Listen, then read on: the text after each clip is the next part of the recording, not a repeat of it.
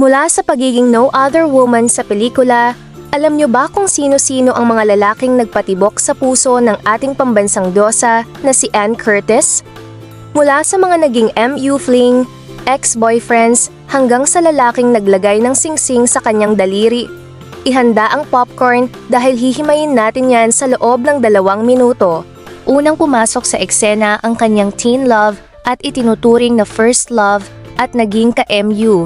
Walang iba kundi ang kanyang kapareha sa TGIS na si Chubby Del Rosario. Marami ang umasa, pero puppy love lang pala.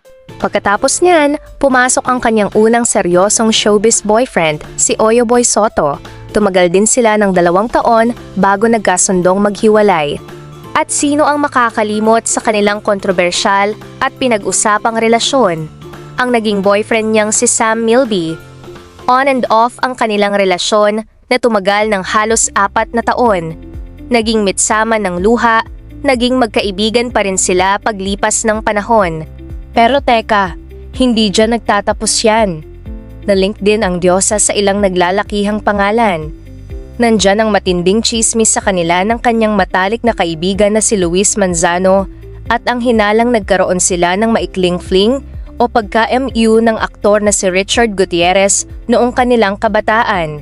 May mga dumaan man na panandali ang kilig at mga almost sa buhay niya, mukhang sinusubok lang si Anne ng tadhana para ihanda siya sa totoong the one. Pasok ang taong 2010 nang makilala niya ang French-Filipino food content creator at entrepreneur na si Erwan Husaf.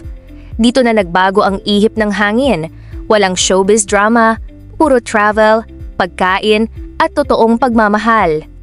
Matapos ang 7 taong magkasama bilang magkasintahan, opisyal na naging Mr. Curtis si Erwan noong November 2017 sa isang napakagandang garden wedding sa New Zealand. At ngayon, sila ay masayang pamilya kasama ang kanilang napakagandang anak na si Dahlia. Mula sa mga heartbreak at chismis, napatunayan ni Anne na worth it maghintay sa tamang tao. Sino sa mga naging ex niya ang paborito mong naka-love team? I-comment mo na yan sa ibaba, i-like ang video na ito at mag-subscribe para sa iba pang showbiz chika. See ya!